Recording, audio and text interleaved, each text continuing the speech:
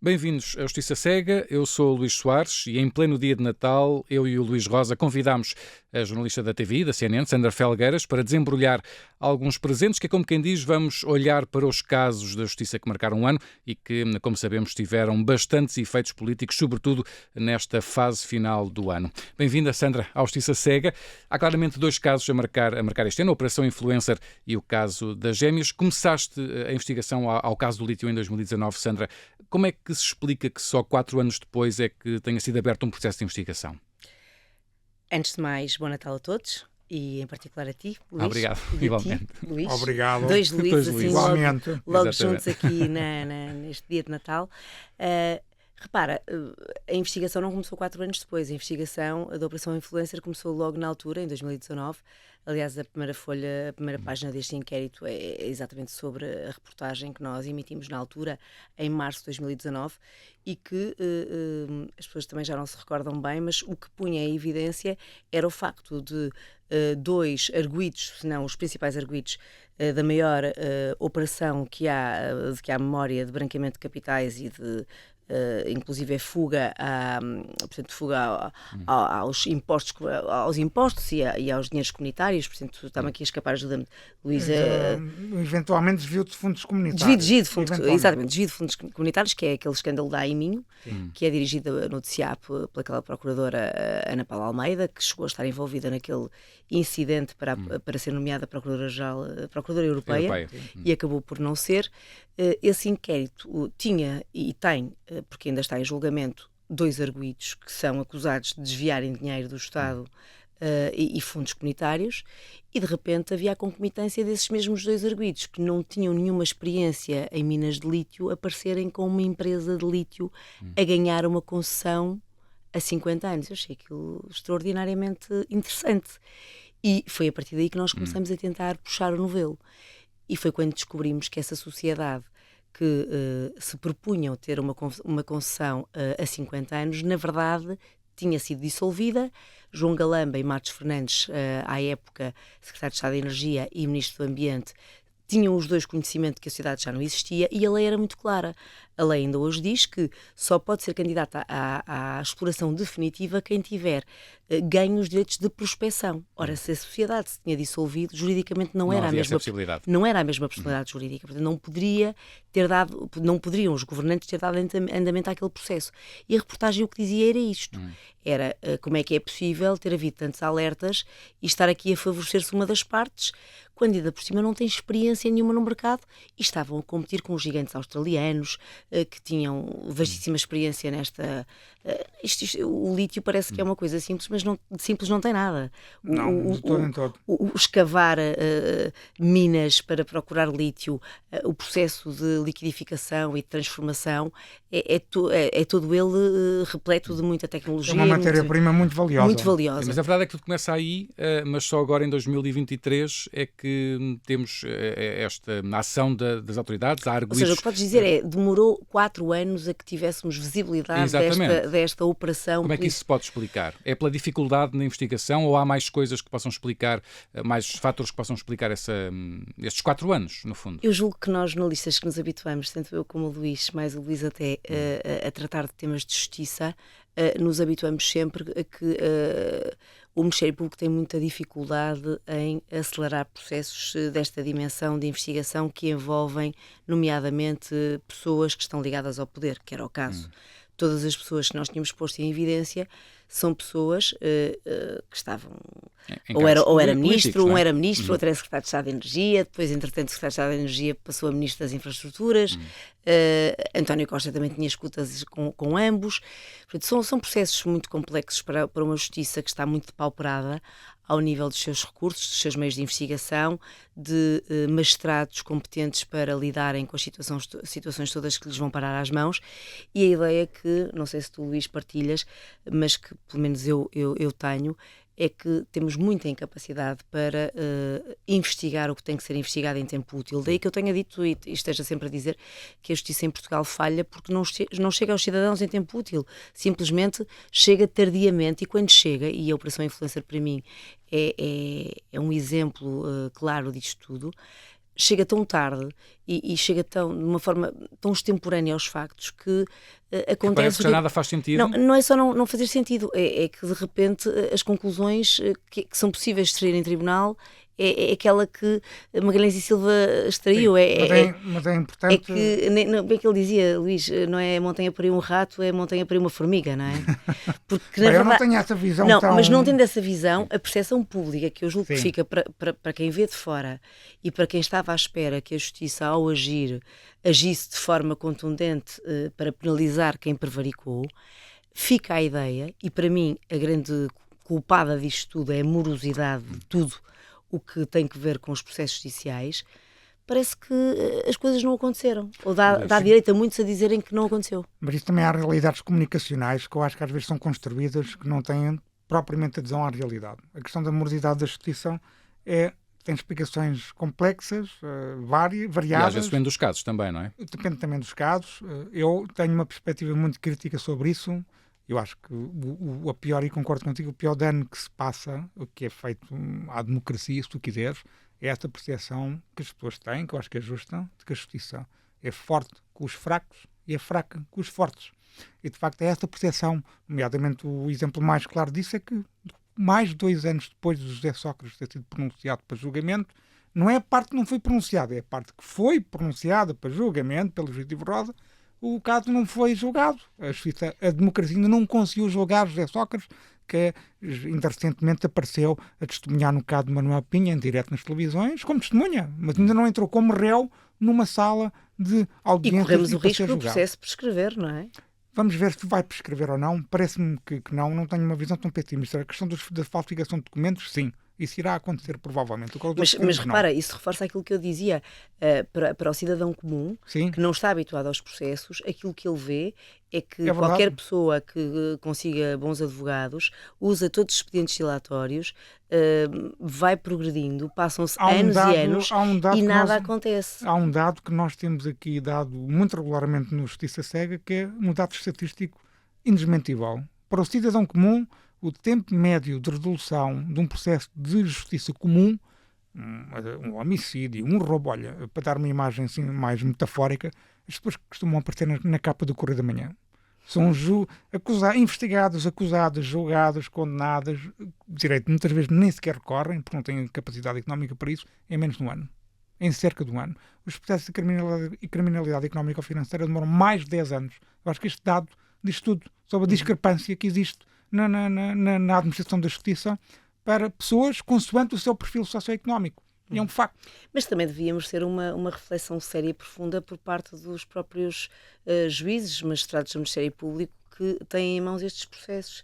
Porque chegados aqui também há ilações que eu julgo que devem ser retiradas, que é até que ponto é que nós podemos continuar a permitir este sistema que funciona quase como boicote. Há um elemento que não está a referir-se aos advogados. Certo. Os advogados fazem parte deles e nesse caso fazem bem, não é? Mas têm uma enorme influência na percepção pública sobre a justiça. Ou seja, quando nós abrimos as televisões, temos essencialmente advogados a falar. E, por grosso modo, quando há uma investigação de crime económico ou financeiro, ou das duas uma. Ou é o crime de violação de segredo de justiça que está ali em cima da mesa, não são os factos que estão ali em causa. Eu não me esqueço, por exemplo, de Manuel Magalhães e Silva, quando José Sócrates foi tido, o que ele falava mais era sobre a violação de segredo de justiça. Bem, não era sobre o caso que estava ali em causa. Na altura já se sabia um bocadinho do caso, soube-se muito mais depois. Eu acho que os advogados têm uma enorme influência na forma como tu não consegues reformar o sistema. Porque os juízes e os juízes portugueses, na minha visão, de acordo com aquilo que eu fui estudando ao longo dos anos, são os juízes que menos poder têm em termos da União Europeia, provavelmente. Os nossos. Os nossos, são. Porque repara, como é que o José Sócrates consegue apresentar 40 recursos? 40 recursos num caso que ainda nem sequer chegou ao julgamento. Nem sequer estamos na fase de recurso sobre uma condenação. 40 recursos. Só o custo que isso tem. Mas deixa-me centrar a discussão outra vez no processo de influência.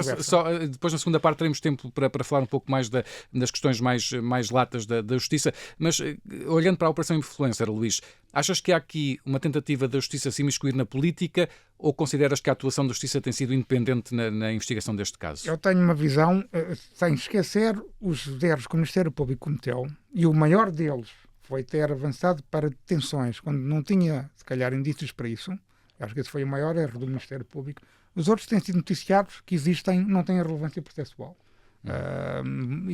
Inequivocamente, aliás, os juízes de instrução criminal nem sequer o esperam no seu despacho. Agora, este caso é um caso, e que eu vou dar também uma imagem simples, eu acho que António Costa fez a câmara que citou, de forma bastante simples, porque, em primeiro lugar, é um caso típico de tráfico de influências, ou seja, é alguém que tem acesso ao poder político, que tem uma espécie de acesso às chaves do poder, que depois tem um contrato com uma empresa privada para desburocratizar, é um facilitador. E a responsabilidade política é de António Costa, porque deu as chaves do poder ao seu melhor amigo e tentou fazer isso com a maior informalidade possível, nem sequer um contrato tinha. Acho que há uma responsabilidade, independentemente da questão criminal, há uma responsabilidade política de António Costa. E depois, Vítor Scária, que estava devidamente sinalizado e identificado. Nós aqui no Observador publicamos um trabalho de investigação jornalística sobre as ligações de Vítor Scária a empresas que tinham contratos com a Venezuela e que ele ajudou essas empresas a ter os contratos e depois de sair do governo de José Sócrates foi trabalhar para essas mesmas empresas e até foi acionista de uma delas. E António Costa parece que não deve ter lido o trabalho, mas isto até foi publicado, de forma curiosa, foi publicado between jobs, ou seja, quando Vítor Scária saiu de assessor do Primeiro-Ministro e antes de ele ser nomeado pelo próprio António Costa para chefe de gabinete. E foram descobertos 75 mil euros em São Bento. E sabes que isso eu acho o ponto mais frágil, ou aquele que mais fragiliza António Costa, e que sem dúvida, havendo ou não o polémico parágrafo escrito a posteriori, e que a própria Procuradora-Geral da República não negou nunca que teria acrescentado. António Costa, sacudir a água do capote. Mas repara, independentemente disso, a verdade é uma... tenha sido uma operação ou não precipitada, eu tenho algumas dúvidas que aquela operação estivesse pronta para ser feita naquele dia. A começar até pelo facto de não haver transcrições das escutas. Não sei se tu te recordas, mas... Sim, houve esse momento em que houve escutas que tiveram que ser transcritas. Sim, mas repara... O juiz de instrução criminal não considerou isso. Sim, mas não tendo... Mas repara, não tendo considerado, para mim, um processo desta envergadura, que estava em investigação há 4 anos, não tem nenhuma razão de ser que as escutas não tivessem transcritas. Mas há aqui um pormenor que é importante. Isto é a questão do data center, não tem investigação há 4 anos. Sim, é verdade. Sei dizer há quanto tempo é que foi descoberto. Não estaria, porque assim, o lítio começou em 2019, entretanto entrou o hidrogênio em 2020. Que eram 2 processos diferentes. E repara, eu tenho a ideia que o data center, o momento em que Lacerda Machado vai lá abaixo a Sines com António Costa, e há aquela cerimónia de pompa e circunstância, se não foi em 22, acho que andou ali perto. Portanto, ainda assim, já se passou mais de um ano. A Justiça, quando vai fazer uma operação desta dimensão a São Bento, com buscas domiciliárias a casas de ministros como o João Galamba, quando tem na mira Matos Fernandes, quando tem na mira uma operação desta envergadura, tem que estar completamente calçada. E calçada significa ter tudo pronto. Eu não consigo compreender, confesso, com os anos de experiência que vou tendo neste tipo de casos, que algo desta envergadura, que só podes ter memória em relação ao José Sócrates, mas nem ele foi sequer algo... Já não estava no poder, não é? Altura, porque nunca tinhas tido uma operação em que visasse o poder político, um governo em funções. E vais para uma operação dessas, se quisermos, na minha linguagem, um bocadinho mais a puxar pé de chinelo... descalço. Ou seja, devia ter sido mais prudente a Procuradora-Geral da República. Eu parecia-me, acima de tudo, precipitado. Há qualquer coisa aqui que não... Eu concordo que eles não tinham indícios para a detenção das pessoas. E a construção do crime de corrupção, por exemplo, não faz sentido nenhum. Há qualquer coisa aqui que eu acho que falhou, que a Procuradora-Geral da República deveria explicar, porque ela ficou muito mal nesta fotografia. Acho que se há alguém que sai mal desta fotografia é ela. Porque fez ali 2 aparições na Polícia Judiciária, porque tinha que dizer alguma coisa. Ela não tinha que ir à Polícia Judiciária naquelas semanas seguintes, mas foi propositadamente para dizer qualquer coisa sem ter dito nada daquilo que era relevante, na minha opinião, ter dito. Mas eu fiquei sempre com a sensação... Eu não concordo contigo. Ela não pode discutir o processo Já vamos na segunda parte também falar um pouco da comunicação da Procuradora-Geral da República. Estamos com 4 minutos para o final desta primeira parte e queria ainda abordar o caso das gêmeas, que surgiu, Sandra, também de uma investigação tua. De certa forma, isto é um caso que espelha a cultura de um país. Repara, todos os casos que nós estamos aqui a falar, na Operação Influência, no caso das gêmeas, espelha a cultura do nosso país. Tem a mesma base, não é? E que obriga o país a se confrontar consigo mesmo. E obriga, acima de tudo, o Bloco Central que governa o nosso país. E acho que é uma reflexão muito útil a chegarmos aqui aos 50 anos da democracia, estamos com um pezinho quase lá dentro, a pensarmos se foi esta a democracia com que se sonhou em abril de 74, e se é isso que nós, na nossa geração, queremos deixar aos nossos filhos. Eu, particularmente, não é isto que eu quero deixar aos meus meus filhos. Eu penso que se há contributo que o jornalismo pode dar ao país é de uma certa abertura de horizontes e de olharmos para a realidade que temos, apontando o dedo ao que está errado e procurando abrir caminho para aquilo que nos parece ser uma sociedade mais justa e efetivamente mais democrática. Eu não a vejo de outra forma senão baseada na meritocracia e, portanto, essa entra em colisão direta com a sociedade da Cunha. Mas a sociedade da Cunha persistiu até hoje e é tão evidente quando estarmos aqui a falar do melhor amigo do Primeiro-Ministro, que é apanhado na Operação Influencer, como estarmos aqui a falar do filho do Presidente da República. E eu já não vou mais longe. Eu vou falar de alguém que até foi desculpar o sistema e a forma como ele se comportou. Estou a referir-me a uma entrevista que fiz recentemente ao ex-secretário de Estado, que, como ele diz, teve a sorte de não estar em funções porque se deu a pasta à Lacerda Salles. Estou a falar de Francisco Ramos. Mas faria a mesma coisa. Mas que teria feito a mesma coisa. Portanto, isto não é preciso ir muito longe para nós percebermos que os protagonistas que hoje têm lugares de poder ou já os tiveram muito recentemente, olham para determinadas figuras como figuras com cargos que não detêm. O filho do Presidente da República não é um cargo, mas é um cargo. Nós ficamos a perceber com esta investigação... Tem a ver com subserviência que nós temos perante o poder. E é uma herança da ditadura. Da ditadura. Essa herança não acabou com... O país do respeitinho. É o país do respeitinho, o país que... Temos medo de quem tem poder. Que se agacha àqueles que, por alguma razão, quase como uma linha monárquica, adquirem um estatuto que nunca jamais perdem. E é com isso que eu julgo que nós nos devemos confrontar e quebrar. Quebrar porque se há similitude que eu encontro entre o caso das gêmeas e a Operação Influencer, é esse país da Cunha. É esse país em que é preciso almoçar e jantar com um ministro para desbloquear o que quer que seja. Não é possível. As pessoas não podem desbloquear processos porque almoçam ou jantam ou trocam SMS ou tratam por tu a alguém que está num cargo de poder. Isto não faz qualquer sentido. E é o não fazer qualquer sentido. Mas também não vejo, nem vi, não sei se tu viste, Luís, alguma vontade de quem está no poder tirar estas ilações que nós todos com facilidade tiramos. Luís, no minuto, como é que avalias, daquilo que é conhecido neste caso das gêmeas, como é que avalias a atuação do Presidente da República neste caso? Eu acho que é censurável, desde o princípio que eu digo a mesma coisa. Ele entrou em conflito de interesses ao despachar logo ao início com o e-mail do filho. Ele não devia ter despachado aquele e-mail. O Presidente da República devia ter afastado do processo. Aliás, a própria Casa Civil, a própria Presidência da República não devia ter feito nada. A partir do momento em que o filho do Presidente que está a tentar começar um processo, isso parece-me inequívoco. Agora também parece inequívoco que há uma responsabilidade efetiva do Governo, como se tem visto nas últimas semanas, quem tem o poder hierárquico e o do poder, capacidade de influência sobre o poder de decisão do Hospital Santa Maria, como isso ficou claro. Agora, só para complementar uma coisa que a Sandra disse a propósito da entrevista de Francisco Ramos, e também de muitas outras situações, porque nós estamos a assistir a uma espécie de duas medidas na apreciação do influencer e do próprio caso das gêmeas, que é o seguinte: ou nós temos que ter sempre o mesmo critério e temos que avaliar as situações exatamente com o mesmo critério. Eu não tenho dúvidas nenhumas, sinceramente, que se no caso do influencer fossem descobertos 75 mil euros no gabinete do chefe de gabinete de Pedro Santana Lopes ou de Passos Coelho ou até de Durão Barroso, eu acho que nós não teríamos visto tanta preocupação com os olhos mareados de António Costa, com o facto de ele estar sozinho no poder, de sair com a mulher depois de ter feito aquela conferência de imprensa. Enfim, há aqui uma espécie de... Há uma parte que é uma crítica que eu faço à comunicação social. Há uma preocupação excessiva. Há uma forma de olhar diferente? Um olhar diferente, sim. Porque há um olhar sobre o lado emocional da situação, quando nós sabemos que os populistas querem trazer a emoção para a política.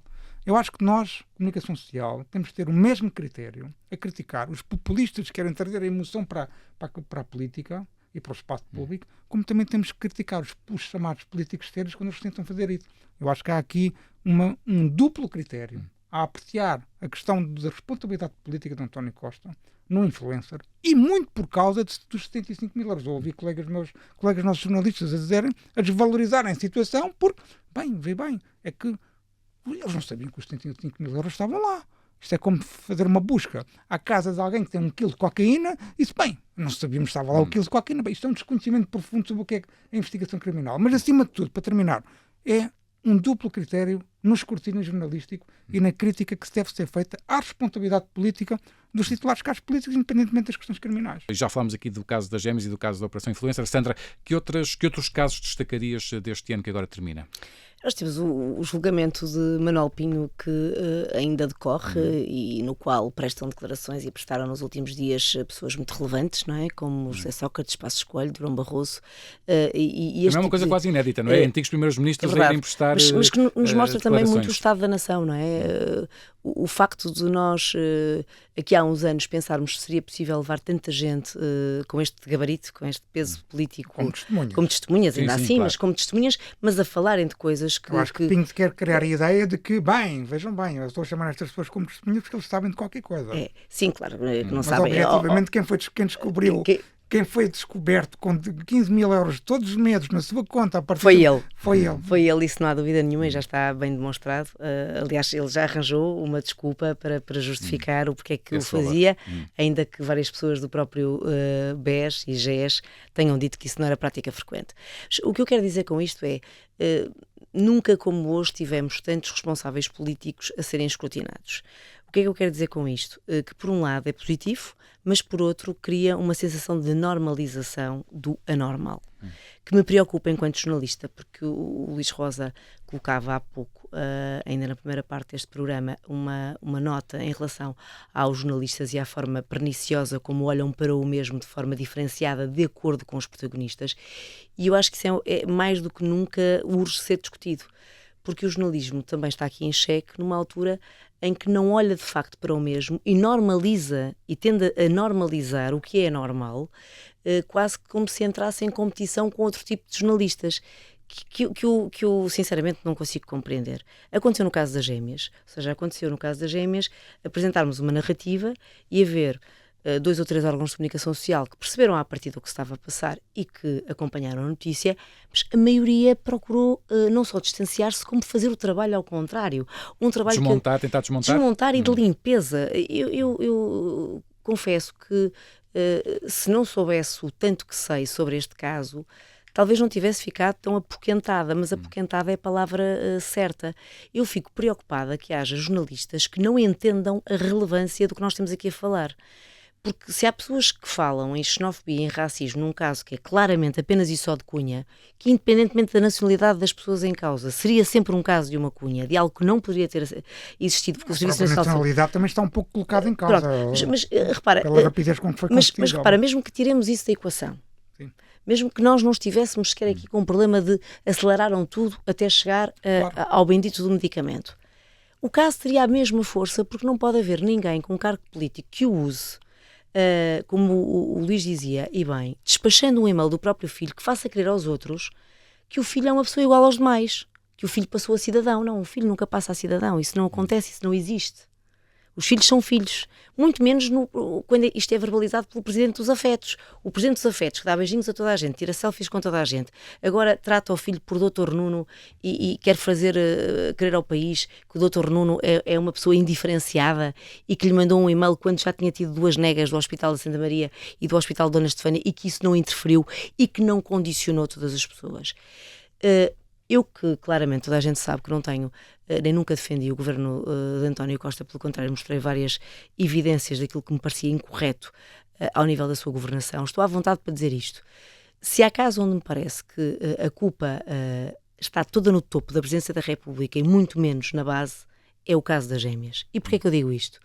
Porque não tivesse partido do Presidente da República esta iniciativa de condicionar tudo o resto e não estivéssemos nós no ano 2019 em que o Governo e o Presidente da República andavam de beijos na boca, basta lembrarmos daquele e-mail do Hugo Mendes, na altura Secretário de Estado das Infraestruturas, sim, que manda para Cristina Urmier Weidner a dizer nós não vamos aqui aborrecer-nos com o Presidente que ele faz-nos muito jeito, não era bem assim. Era nosso aliado. É nosso aliado. Nós temos sempre que estamos a falar em casos, convém que nos recordemos do contexto. o Presidente da República só passou a ser, no fundo não é inimigo, mas a dar-se mal com António Costa, a partir do episódio Galamba em que ele não se quer demitir e não se demite e o Primeiro-Ministro não o demite.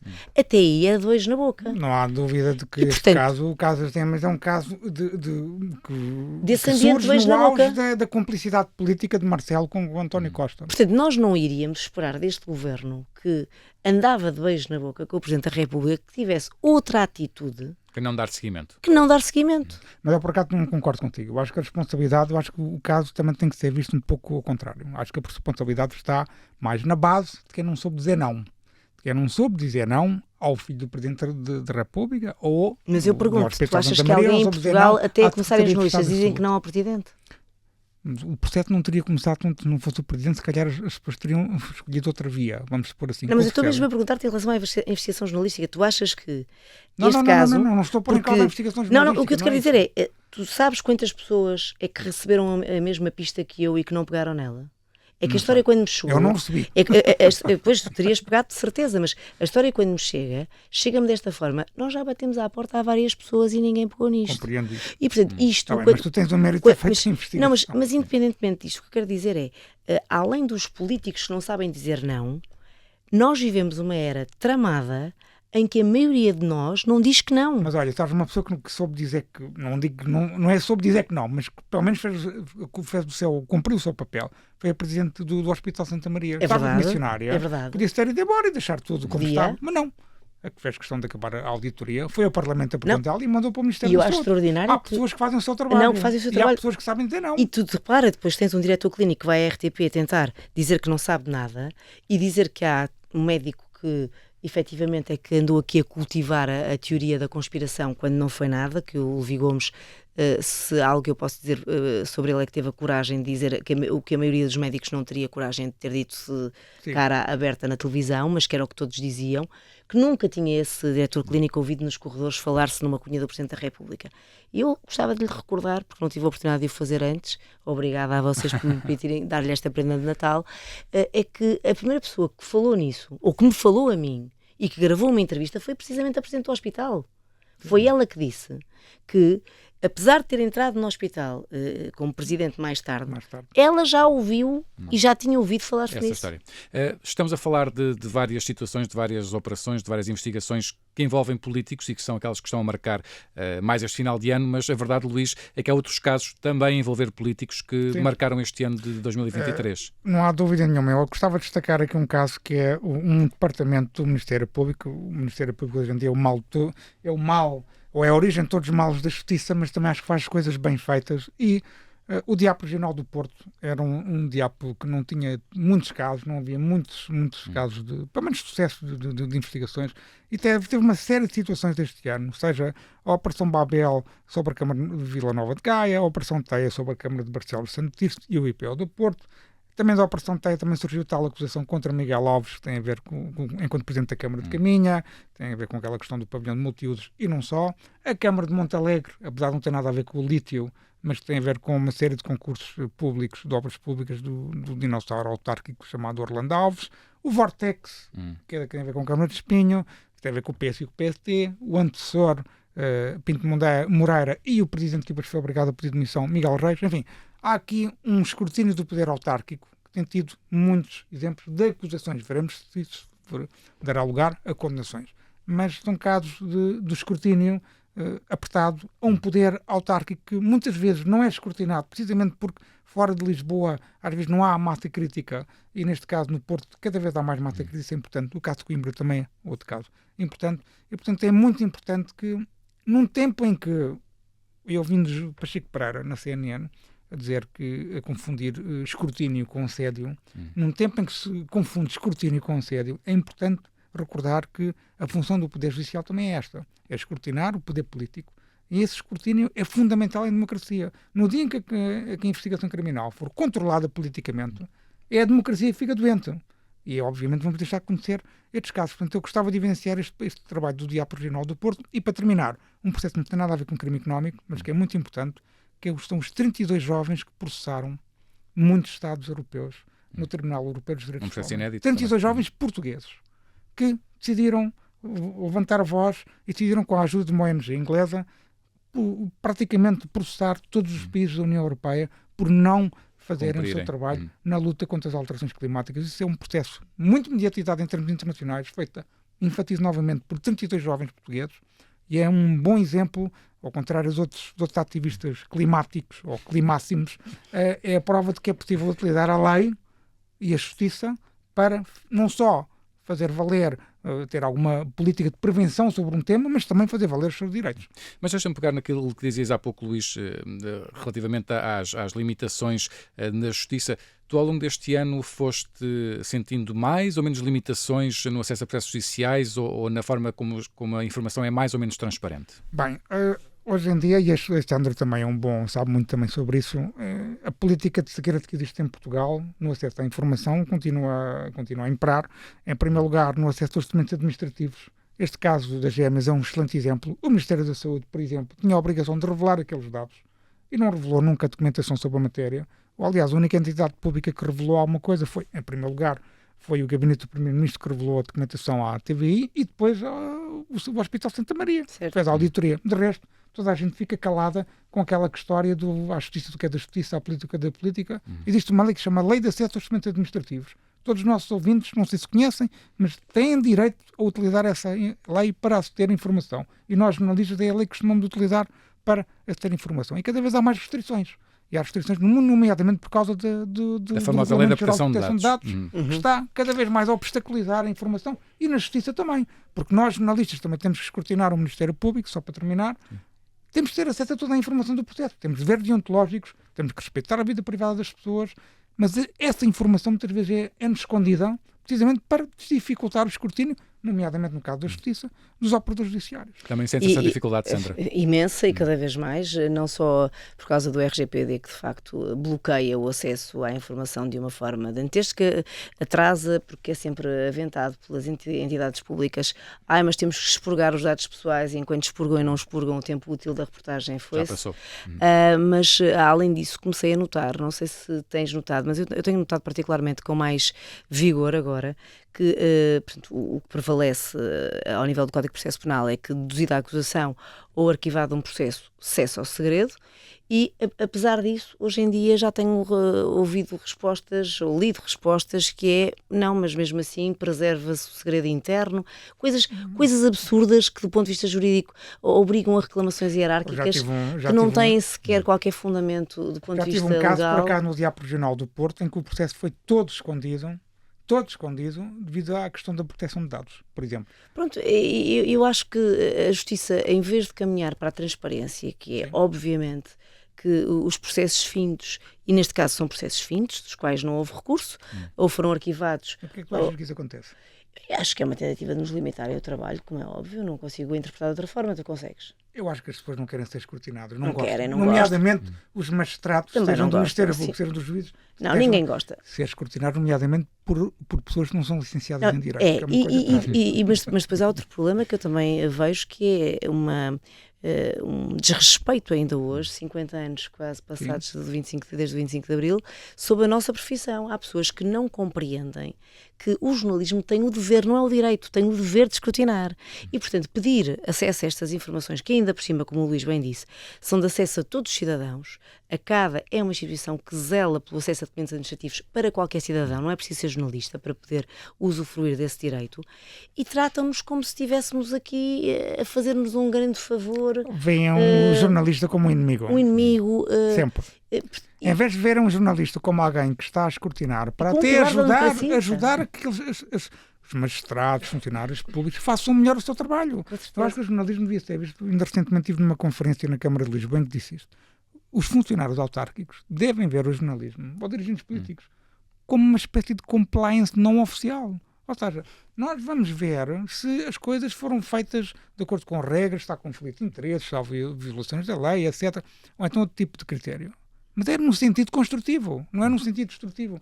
E muitas vezes as entidades públicas olham para o jornalismo como algo que pretende destruir. Não. Eu não pretendo destruir, tu também não pretendes com destruir. certeza. E queremos construir um país melhor, ao fim e ao cabo é isso. E nesse sentido, temos 4 minutos para terminar o nosso programa. Queria ainda falar da questão da comunicação, que falávamos um pouco na primeira parte. Houve muita polémica sobre aquela questão do parágrafo da Procuradora, que supostamente levou à admissão do Primeiro-Ministro. As autoridades, Sandra, continuam sem saber como comunicar casos judiciais. As autoridades comunicam muito mal, os políticos comunicam muito mal, toda a gente comunica muito mal. E até há jornalistas que comunicam pessimamente. Eu acho que é um problema transversal e crítico, porque nós chegamos aqui e muitas vezes o que percebemos é as pessoas usam os silêncios, usam todos os subterfúgios que podem e os que não podem para ocultar. E esta é a palavra-chave para mim, porque é a antítese daquilo que nós estamos aqui a fazer. Nós devíamos viver já numa cultura de absoluta transparência e não usarmos as palavras e a semântica para criarmos aqui biombos. A democracia é transparência. E efetivamente continuamos a viver numa sociedade em que uns ajudam os outros, uma mão lava a outra, na tentativa de não... Nós até já entramos no campo da hermenêutica, que é interpretar o que alguém quer dizer. Estou a lembrar-me daquela célebre frase de António Costa em entrevista ao Nuno Santos na TVI CNN, quando lhe é perguntado se ele acha que o caso das gêmeas pode ter servido aqui de pretexto ao Presidente da República para ter avançado ou para ter dado alguma instrução para que a Operação Influencer se realizasse, ainda a especular o que é que Lucília Gago tinha de fazer a Belém naquele dia. E a resposta dele é: eu não quero acreditar que isso pudesse ser verdade, não é? Mas aquele eu não quero acreditar é exatamente o contrário que se deve ler, não é? Eu acho que é um cinismo político. Aquilo que ele disse ao país, na verdade, o que fica para todos é: eu não quero acreditar, porque isso seria gravíssimo. Mas eu não acredito essa possibilidade. Eu também não acredito nisso. Espera, mas repara, não acreditando, o que eu acho que o Primeiro-Ministro disse ao país é: eu acredito nisso. Exato. Eu percebo isso. Percebes o que eu quero dizer? Ou seja, andamos aqui todos com rituais de semântica, em vez de estarmos numa época em que temos que comunicar da forma mais frontal possível, chamando os bois pelos nomes, dizendo as coisas como devem ser ditas, sem o politicamente correto. Já passaram demasiados anos para que nós continuemos aqui com falinhas mansas. E nesse sentido, Luís, as próprias intervenções da Procuradora, que como sabemos não são muitas, ela acabou por fazer algumas declarações sobre estes processos, mas sem esclarecer grande coisa. Olha, eu vou fazer aqui estamos a terminar o programa, vou voltar ao princípio. Há também uma responsabilidade política de António Costa na escolha desta Procuradora-Geral. Certo. Foi o António Costa que a escolheu. O que é uma ironia realmente tremenda, porque não devia ter mudado a Procuradora-Geral, que era Joana Marques Fidal. Mudou. E mudou para pior. É um pouco como a imagem do país.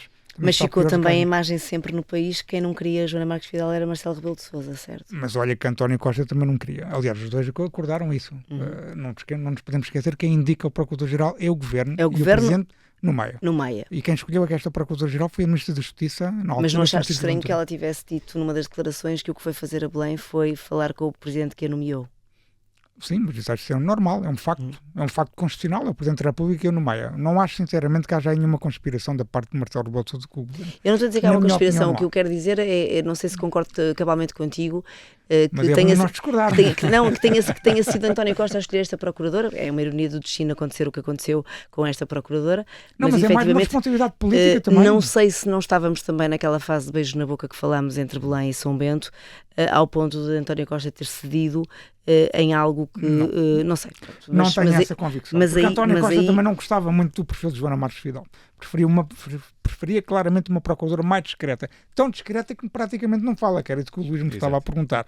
E é verdade, não fala, e quando fala, eu acho que apesar de tudo, as duas intervenções que ela teve, eu não concordo, discordo mais de uma vez de ti, Sandra, eu acho que as intervenções que ela teve foram corretas neste ponto. Eu não vou ceder. A investigação vai continuar. As investigações, o plural, sempre o plural, vão procurar. E houve aqui uma pressão tremenda, como nunca foi vista até hoje, em que o Partido Socialista, o Partido do Governo, pressionou de forma desmesurada e quase pornográfica a Procuradora-Geral da República para arquivar o inquérito contra António Costa. E Lucília Gago, por acaso, fez jus ao perfil que sempre me contaram dela. Não se deu. Eu acho bem. Isso aí nesse sentido, porque ele é igual para todos e aquele inquérito tem que ser feito, tem que ser investigado. Bem, mas respondendo à tua pergunta, rapidamente, eu acho que a Justiça tem que ter uma política de comunicação clara, assente em porta-vozes, assente em caras, como existe na maior parte dos países da União Europeia. Tem que haver um porta-voz para a Procuradoria-Geral da República e tem que haver um procurador para o Conselho Superior da Magistratura. Um exemplo muito rápido. Olha, concordo contigo. Estou a ver na Alemanha, lembro-me perfeitamente de porta-vozes. Lembro-me, por exemplo, Carlos Puigdemont, o líder nacionalista catalão. Foi detido em Bruxelas por devido a um mandato. E o que é que aconteceu? Um porta-voz da Procuradoria belga ia dizer todos os dias o que é que estava a acontecer. E depois o tribunal, um porta-voz do tribunal, disse qual foi a decisão do tribunal, que não extraditou. Não, ou seja, isto é, claro, agora, eu não acho que possa ser feito agora na crista da onda destes processos. Claro.